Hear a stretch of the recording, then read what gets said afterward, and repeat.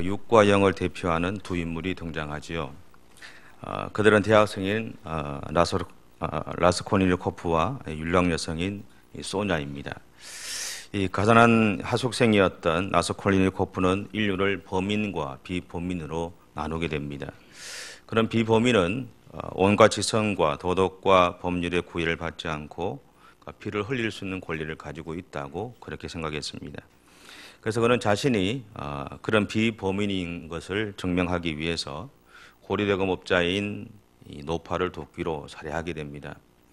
그런데 살인 직후에 죄의식에 시달리고 있는 자신을 바라보면서 그런 자신이 비범인이 아니라 범인이라고 생각을 하게 됩니다. 하지만 그는 결코 이 살인의 증거를 남기지는 않았고 단서도 잡히지는 않았습니다. 그러다가 이 율랑 여성이 이 소녀에게 자기의 범행을 고백하게 되죠. 그리고 그녀의 손에 이끌려서 경찰서에 가게 됩니다. 그 결과로 그는 시베리아로 가서 유배되죠. 그런데 이 소녀의 기독교적인 이 사랑에 의해서 그런 인간성의 눈을 뜨게 되고 새로운 삶을 시작하게 된다는 것이 이 소설의 전반적인 내용이죠. 여러분, 우리 안에는 이 소설이나 그리고 바울이 말하듯이 육체의 소욕과 이 성령의 소욕의 양면적 측면을 가지고 있습니다. 그리고 그것들은 우리 안에서 계속적으로 싸우고 있죠. 이 싸움의 목적은 한 가지입니다. 그것은 뭐냐면 우리가 예수를 믿든 안 믿든 성령의 소욕에 복종하게 하기 위함입니다. 그런데 분명한 것은 우리가 성령의 소욕에 순종할 때 승리하는 삶을 살 뿐만 아니라 하나님의 거룩함에 이르게 된다는 것입니다. 그리고 오늘 본문의 사건은 우리에게 이 성령의 소욕에 속해 살아간다는 것이 무엇이고 그렇게 살아갈 때 어떤 일이 일어나는지를 이야기하고 있습니다. 오늘 본문의 사건은 빌립보에서 바울과 실라가 기도하는 곳에 가다가 일어난 일입니다. 곧 사도행전 16장 13절에도 보면 빌립보에 온 바울과 실라가 안식일에 우리가 기도할 곳이 없을까 하여 문밖 강가로 나가는 모습이 나오죠. 이렇게 표현하듯이 이 빌립보라는 곳은 상대적으로 그리스도인들이 적었던 곳입니다. 그러다 보니까 정기적으로 안식일마다 예배를 드릴 수 있는 장소가 없었습니다. 그 결과 그들은 예배를 드릴 수 있는 곳 그리고 기도할 자리를 찾아 떠난 겁니다. 더 나아가서 하나님의 말씀을 가르칠 수 있는 장소를 찾았습니다. 그러게 오늘 본문에서 바울과 실라가 기도하는 곳으로 갔다라는 것은 안식일은 아니지만 그들이 하나님과 교제할 수 있는 문밖 강가로 갔다라는 의미가 이 안에 포함되어 있습니다. 여러분, 바울이 이방인들에게 복음을 전할 때마다 늘 유대 그리스도인들과 부딪혔던 문제가 하나 있습니다. 그것은 뭐냐면 이방 그리스도인들도 구원을 받기 위해서는 할례를 받아야 하는가라는 문제였습니다. 이 문제 때문에 시끄러워지니까 이 성경의 사도행전 15장에 보면 예루살렘 공의회라는 것이 모이게 됩니다. 그 모여서 결정을 어떻게 내리느냐 하면 우상과 더러운 것과 음행과 목매어 죽인 것과 피를 멀리하는 것 외에는 어떠한 것도 요구하지 않기로 결정을 하게 되죠. 이 일로 인해서 바울은 그의 전도 사역에 있어서 마치 가시와 같은 문제가 해결되어진 것을 경험하고 나서 하나님의 인도하심을 따라 이르는 곳이 바로 오늘 본문에 나오는 빌립보입니다. 그리고 오늘 본문 바로 앞에서 바울과 실라는 기도할 곳을 찾아 문밖 강가로 나갔다가 이 빌립보에서 살고 있는 자색옷감 장사인 루디아라는 여인을 만나게 됩니다. 그리고 이 루디아라는 여인에게 복음을 전하게 되죠. 그 결과로 그들은 유럽에서 그들이 복음을 전하면서 얻었던 첫 열매가 이 루디아가 됩니다. 그리고 이후에 이 그녀의 집은 빌립보 교회가 되죠. 여러분, 이 빌립보라는 이름은 빌립에 속한다라는 뜻을 가지고 있습니다. 이 말은 무슨 말이냐면 이곳이 알렉산더 대왕의 아버지인 빌립 2세가 건설한 마게도냐의 도시이기 때문에 그렇습니다. 이 빌립보라는 이 도시는 결국 왕의 이름을 가진 도시였고요. 또 아시아와 로마를 잇는 중요한 도로에 인접한 교통의 요지였다고 합니다. 그런데 이 알렉산더 대왕의 아버지인 빌립 2세가 이곳에 도시를 세운 목적은 한 가지였습니다. 그것은 뭐냐면 이곳에 막대한 매장량이 있는 금광이 있다는 거죠. 여기를 놓칠 수가 없었던 겁니다. 그래서 로마 입장에서는 이곳에 특혜와 자치권을 주면서까지도 반드시 지키는 식민지 중에 하나였다 그럽니다. 그래서 여기에서는 대부분 모든 일들이 자치권을 갖고 하기에 되어졌다 그럽니다. 근데 여러분, 돈이 있는 곳에는 항상 따라오는 것이 있습니다. 그것은 욕심이죠. 그리고 음란입니다. 그 다음에 하나 있는 것이 뭐냐 하면 가진 돈에 따라서, 분량에 따라서 사람을 판단하는 겁니다. 그래서 그들은 더 많은 것을 소유하기를 원했고 또 누리고자 했을 겁니다. 그 결과 그들에게는 돈이 신이 되어 버렸을 겁니다. 그렇게 우리가 생각해 보면 이 빌립보라는 도시는 욕심과 맘모니즘이 지배하는 도시였을 가능성이 높죠. 그런 도시에 도착한 이 바울과 실라를 가장 힘들게 한 것이 있습니다. 그것은 뭐냐면 영적인 갈증이었고 영적인 억눌림이었습니다.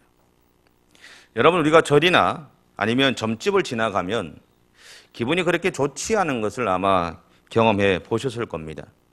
그리고 어떤 집을 가보면 좀 편안한데 또 어떤 집을 가보면 그냥 집에 있는 것이 좀 불편하다는 것도 느껴보셨을 겁니다. 이것은 다르게 보면 하나님의 영이 살아있는 곳에 있으면 편안하고요. 하나님의 영이 살아있지 않는 곳에 있으면 불편하다는 겁니다. 그러니까 우리는 모르지만 우리의 영이 아는 거죠. 그래서 우리도 모르게 절에 가면 좀 왠지 모르는 좀 불편함이 우리 가운데 생기고요. 또 점집을 이렇게 지나가면 또 그렇습니다. 또 뭐 주변에 점쟁이가 있으면 점쟁이하고 이야기를 하다 보면 왠지 좀 불편한, 보이지 않는 뭔가가 좀 있습니다. 그것은 우리 안에 그러한 어떤 영적인 이 억눌림들이 우리 가운데 생기기 때문에 그렇습니다. 그래서 그들은 지금 기도하는 자리를 찾아가고 있었던 겁니다. 왜냐하면 하나님의 능력을 받아야 자신들이 이 도시에서 하나님의 사람으로 살아갈 수 있었기 때문입니다. 그리고 또 하나는 이 도시에 있는 사람들에게 복음을 전할 수 있었기 때문이죠. 여러분, 우리의 삶의 현장이 어려우면 어려울수록 우리는 기도해야 합니다. 다 아시는 이야기죠. 어려우면 어려울수록 기도해야 되는 거 아는데 사실 어려우면 어려울수록 우리는 기도하지 않죠. 먼저 원망부터 하게 되고요. 내 신세 타락부터 하는 것이 우리들의 일반적인 모습이기도 합니다. 그런데 여러분 꼭 기억하십시오. 여러분의 상황이 어려워지면 어려워질수록 기도하십시오. 우리의 상황이 어려워졌다는 것은 하나님이 나에게 기도하기를 원하신다는 겁니다. 그리고 지금 나에게 하나님의 은혜가 절실히 필요하다는 것을 나타내는 사인입니다. 바울과 실라가 그들 안에 있는 이러한 영적인 사인을 알았다는 겁니다. 빌립보라는 도시에 가보니까 그들 안에 있어 생기는 말로 표현할 수 없는 영적인 어려움들이 그들 가운데 생기면서 그들은 한 시간도 하나님의 은혜가 아니고는 살아갈 수 없다는 것을 발견하고 하나님이 우리에게 지금 기도하기를 원한다는 것을 발견하고는 그들은 기도하는 자리를 찾아 나섰다라는 겁니다. 그래서 그들은 기도할 수 있는 자리, 하나님을 만날 수 있는 자리를 찾아가고 있었던 것입니다. 그런데 오늘 본문을 보면 그들이 기도하러 갈 때마다 그 도시에 있던 한 여종을 만나게 됩니다. 이 여종 아이는 어떤 아이냐 하면 귀신이 들려있는 아이고 이 귀신이 들려있는 아이를 통해서 그 주변에 참 많은 사람들이 붙어서 이 아이를 통해서 먹고 사는 일을 하고 있었던 그 아이였습니다. 그런데 이 아이가 자기들이 지나갈 때마다 자기들의 정체를 밝히는 겁니다. 저 사람들은 하나님의 종이라고, 저 사람들은 하나님의 능력을 나타내는 사람들이라고 그런 이야기를 하는 거예요. 여러분, 이 상황들을 한번 생각해 보시면 우리가 첫 번째 이해할 수 있는 것이 그래도 이 여종은 제대로 귀신 들린 여종이다 알 수 있죠. 점쟁이들 여러분 혹시 여러분 중에는 없을지 모르지만 저는 그런 걸 참 많이 봤는데 이 손금 보러 가는 분들이 있어요. 제가 몇 번 말씀드렸죠. 예수 믿는 사람들 이 손금이 없습니다. 왜 없다 그랬습니까? 예수님의 보혈이 덮어버렸다는 겁니다. 안 믿는 사람들은 여기 운명이 다 있고 뭐 재산이 다 있고 다 돼 있을지 모르지만 예수 믿는 사람들은 여기 없습니다.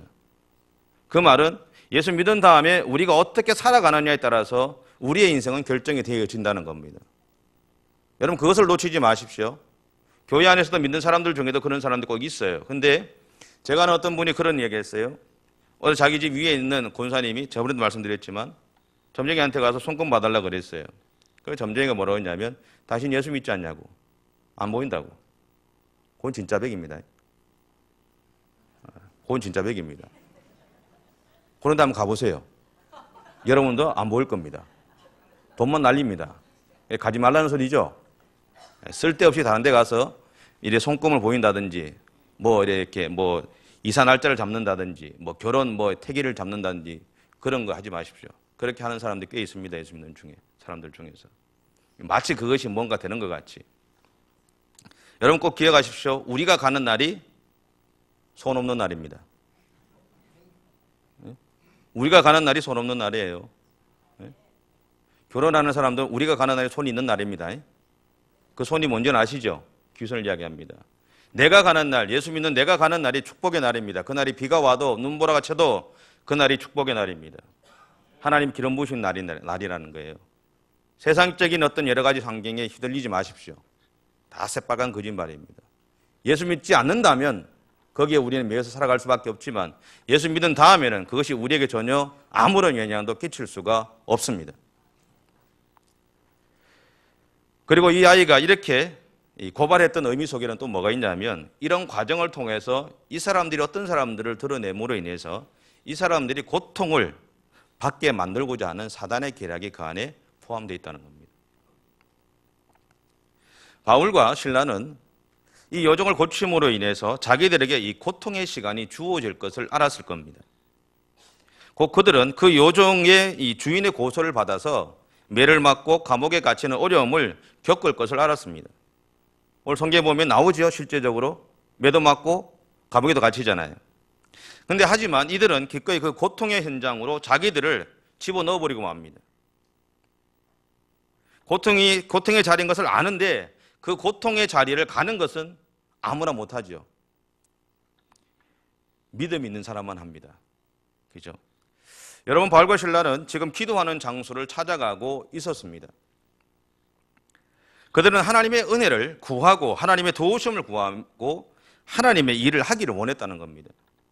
여러분, 오늘 말씀을 들으면서 여러분 꼭 머릿속에 놓치지 마셔야 될 게 뭐냐면 기도하는 자리에 가고 있다는 사실입니다.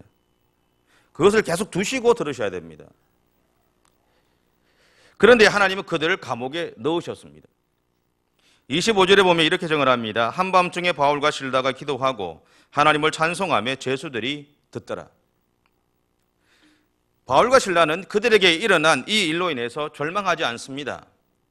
대부분의 사람들은 절망하죠. 그런데 절망하지 않습니다. 오히려 이 순간 바울과 실라는 고통의 자리요 고난의 자리인 이 감옥을 예배의 자리요 기도의 자리로 바꿔버리고 맙니다.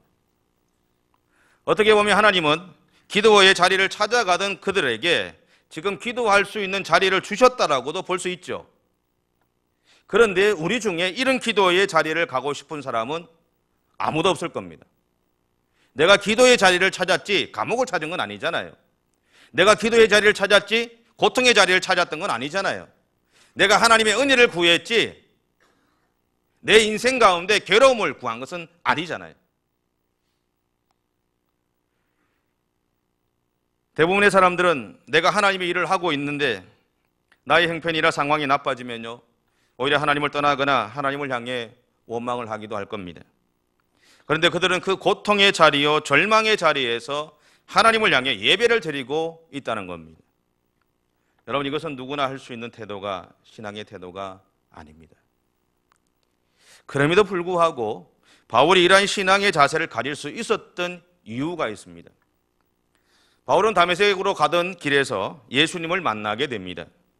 만난 다음에 우리가 추측하는 거지만 약 3년 동안 그런 아라비아 사막에서 하나님과 깊은 영적인 교제를 가지게 됩니다. 아무것도 없고 누구도 도와줄 수 없는 그 절망의 현장 속에서 그는 하나님만을 바라보고 하나님과 교제하기 시작합니다. 그런 과정에서 그는 예수님이 전하셨던 말씀에 대해서 성령의 조명하심을 받아서 깊이 깨닫게 되었을 것이고 이해하게 되었을 것입니다. 더 나아가서 그는 그들의 조상 때부터 모든 유대인들이 암송하고 또 배우고 있는 하나님의 말씀이 바로 이 예수 그리스도를 가리키고 있다는 것을 분명하게 알았을 것입니다. 무엇보다 이 기간 동안 바울은요 놀라운 성령의 충만함을 경험하게 되었을 겁니다. 그러한 성령의 내주하심은 바울의 일생 동안 복음을 위해서 살아갈 수 있는 바탕이 되었을 겁니다. 여러분, 성령의 충만함이란 우리 안에 계신 성령께서 우리 안에서 일어나셔서 우리를 통해 일하시고 우리에게서 하나님을 드러내는 삶을 살아가도록 도우시는 것을 말합니다. 이러한 성령의 충만함 가운데 있었기에 바울과 실라는 고난 중에 절망하지 않았습니다. 오히려 그 현실 속에서 하나님을 향해서 기도할 수 있었던 겁니다. 그래서 교회에서 늘 하는 이야기가 성령의 충만함을 받기 위해 기도하라는 이야기가 뭐냐면 바로 여기에 있습니다. 우리가 우리의 삶 가운데 하나님의 은혜가 충만할 때 우리는 우리의 절망의 상황 속에서 실망하지 않고 그 절망의 현실 속에서 괴롭고 힘들지만 우리를 향한 하나님의 역사를 볼 수 있는 눈이 생긴다는 사실입니다. 그 결과 하나님은 그들의 감옥의 문을 여시죠. 그 순간 고난의 자리가 은혜의 자리로 바뀐 겁니다. 대부분의 미국 그리스도인들은 아니지만 일부분의 미국 그리스도인들은요, 자기들 몸에 질병이 걸려서 죽음의 진단을 받게 되면 그것을 그대로 수용한다고 합니다. 이 말은 무슨 말이냐면 우리처럼 질병이 생기면 그 질병을 낫게 해달라고 하나님 앞에 메어 달려서 기도하지 않는다는 겁니다. 그러니까 목숨 걸고 우리는 기도하는데 그들은 기도하지 않는다는 거죠. 왜냐하면 그들의 생각에는 성경에 나오는 이적들은 예수님 당시에 일어났던 일이지 오늘 우리의 현실에서 일어나지 않는다고 믿기 때문이라는 겁니다. 혹시 여러분 중에는 그런 분이 안 계실지 잘 모르겠습니다. 여러분, 예수님 당시에 일어났던 기적은 오늘 또 일어납니다. 여러분 중에 경험해 보신 분도 있겠고 안 계신 분도 계시지만 저는 경험했기 때문에 자신 있게 이야기할 수 있습니다. 예수님 때 일어났던 그 이적은 분명히 하나님이 오늘 또 우리 가운데 일으키십니다. 그런데 그 이적은 우리의 믿음으로 일어나는 일이지 그것을 믿지 않는다면 일어나지 않습니다. 왜 이렇게 믿을까요? 어떤 사람들은 미국에서 가르치는 신학이 그렇기 때문에 그렇다라고 얘기합니다. 맞습니다. 그것도 맞죠. 그런데 그들이 더 중요한 것은 뭐냐면 그들이 성령에 대해서 이론적으로는 알지만 성령 하나님을 깊이 경험하지 못했다는 겁니다. 여러분, 우리도 교회를 다니고 예수를 믿지만 여러분의 삶 가운데 성령의 이 기름 부으심들을 온전히 경험해 보신 분들은 아실 거고 경험해 보지 못하신 분들은 잘 모를 겁니다. 그런데 중요한 것은 경험해 봐야 된다는 겁니다. 그것은 모두 다가 마찬가지입니다. 연세가 많으시든 젊으나 마찬가지입니다. 그래서 내가 이왕 내가 예수 믿는 거 내 시간 보태가지고 내 재정적인 것들을 헌금하고 내 시간 보태서 내가 놀고 싶은 거 다 포기하고 예배를 드리고 하나님 앞에 선다면 이왕 투자하는 시간 손해봐서는 안 되잖아요. 제대로 믿어야죠. 여러분, 복음을 머리로만 이해하지 마십시오. 복음을 여러분의 마음으로 영으로 이해하시고 믿으시기 바랍니다. 오늘 본문에서 우리가 만나는 이 바울과 실라는요, 복음을 머리로 이해한 사람들이 아닙니다. 만약 그들이 복음을 머리로만 이해했다면 그들은 자신들의 상황을 보고 일반 다른 죄수들과 마찬가지로 자기들의 형편에 대해서 절망하고 있었을 겁니다. 하지만 그들은 그들과 함께 하시는 성령의 역사하심을 믿었습니다. 늘 이야기하는 것 중에 한 가지가 있죠. 다니엘서에 나오는 사드락과 메삭과 아벳느고의 이야기입니다. 이들이 느부갓네살 왕의 풀무불 앞에서 이렇게 고백하지 않습니까? 우리 하나님이 우리를 구원해 주시겠지만 그렇게 하지 않아도 우리는 하나님을 믿습니다. 하나님만을 믿겠습니다. 라고 고백하죠. 여러분, 오늘 바울과 실라가 바로 이 믿음을 표현하고 있다는 이야기입니다. 그리고 그들은 감옥의 문이 열린 것을 보고는 모든 죄수들이 감옥을 도망갔을 거라고 추측한 간수가 자살을 하려고 하는 것을 막지요. 이 일이 계기가 되어서 그들은 그 간수의 가정에 복음을 전하게 되고 그 결과 그 집이 구원을 받게 되었습니다. 바로 이러한 과정에서 위대한 선언이 하나 등장합니다. 그것은 뭐냐 하면 31절입니다. 안 덮으셨죠? 우리 같이 한번 읽겠습니다. 이르되 주 예수를 믿으라. 그리하면 너와 네 집이 구원을 받으리라. 다시 한번 읽겠습니다. 이르되 주 예수를 믿으라. 그리하면 너와 네 집이 구원을 받으리라. 믿으십니까? 여러분, 이거는 틀림없는 사실입니다. 여러분, 오늘 본문의 사건은 기도하는 장소를 찾아다니던 바울과 실라에게 한 귀신 들린 요정이 찾아오고요, 그 아이를 고친 결과로 감옥과 매맞음을 맞았지만 감옥이라는 절망의 현실 앞에서 오히려 하나님에게 예배하던 그들을 향해서 하나님은 한 가정을 구원하게 하셨다는 겁니다. 이렇게 우리의 삶이 하나님을 향해 주목할 때 문제는 사단이 우리를 방해하기 시작한다는 거죠. 그런데 더 중요한 것은 뭐냐면 그럼에도 불구하고 하나님은 그 순간에도 우리를 보호하십니다. 그래서 이사야서 41장 10절에 보면 이렇게 선언하지요. 두려워하지 말라. 내가 너와 함께함이라. 놀라지 말라. 나는 내 하나님이 됨이라. 내가 너를 굳세게 하리라. 참으로 너를 도와주리라. 참으로 나의 의로운 오른손으로 너를 붙들리라. 유대인들에게 있어서 이 하나님이 오른손으로 나를 붙잡는다는 것은 하나님이 나의 삶 전체를 다스리시고 보호하신다는 것을 의미합니다. 그러기에 이 말은 하나님이 우리의 삶의 전부를 책임지신다는 말입니다. 하나님이 책임지신다는 이야기입니다. 하나님이 책임지시는데 우리가 전적으로 하나님 옆에 맡기지 못하니까 하나님이 책임을 안 지시는 거죠. 다만 우리에게는요, 사단이 우리를 어떠한 상황이나 환경으로 몰아넣어도 흔들리지 않는 믿음을 소유할 책임이 우리 가운데 있습니다. 그런데 이 믿음은 우리 안에 계신 성령의 도우심으로 이루어진다는 겁니다. 그러기에 우리는 성령의 충만함을 위해서 기도해야 합니다. 더 나아가서 우리의 눈이나 마음은 우리의 현실만을 보아서는 안 됩니다. 제가 다음 주에는 에어컨 킵시다. 예수님이 무리를 걸어오시는 것을 본 베드로는 자기도 걷게 해달라고 요청하지요. 그가 예수님의 말씀에 순종해서 예수님을 보고 걸었을 때는 물 위를 걸었습니다. 여러분, 이 사건 믿으십니까? 세상은 안 믿거든요. 믿으십니까? 믿으십시오. 하지만 그가 예수님과 자기 사이에 일어나는 작은 파도를 보고 왔을 때 그는 더 이상 물 위를 걸을 수 없었습니다. 곧 우리가 우리에게 주어진 인생이라는 이 현실의 파도만을 바라보고 있다면 우리는 그 현실에 갇혀서 살게 된다는 겁니다.